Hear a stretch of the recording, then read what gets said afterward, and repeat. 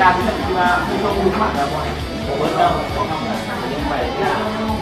อย่างนี้มาให้ใส่สามส่วนที่เป็นของแต่ก็จะดึงสิ่งในพวกมาตราชาติสร้างพวกมีสินทรัพย์แบบ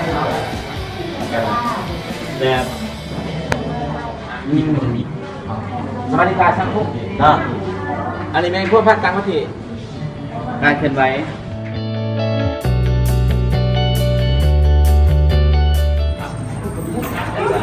ปั่นทานประทานใจโซนในกระสู้วิธีการเนาะอ่านไม่ได้ลงใจแต่ท่านมุสาภาษาแห่งภาษานี้จะมีอยู่ที่ทาง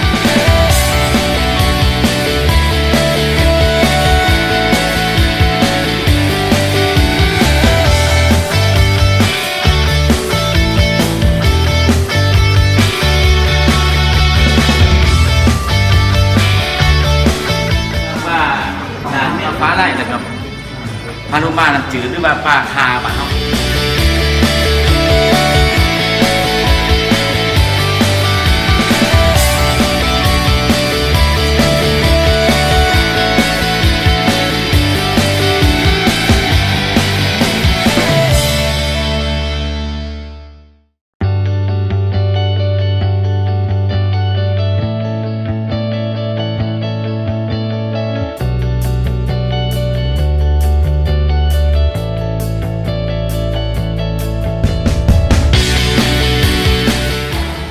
ที่ผู้อาสาเนาะ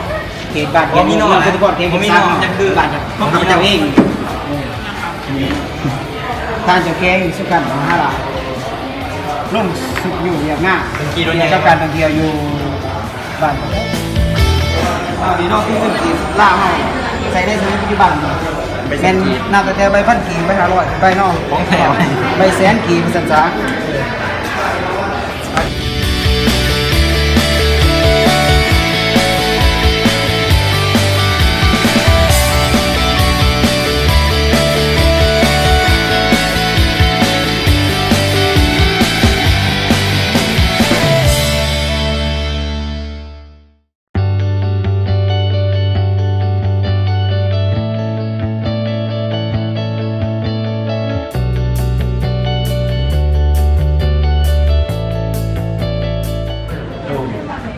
เพราะว่านี่ถ้าเครื่องจะเป็น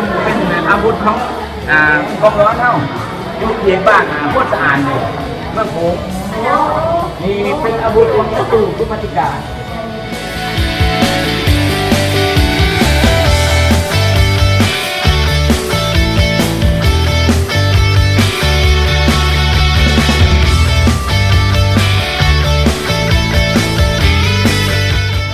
สบายดีเนาะ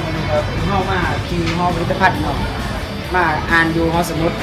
ของแกงจะมาซักเนาะแบบคือถ้าเขาเนาะการมาเทียบกันอ่านร่วมตัวอาจารย์ได้เนาะ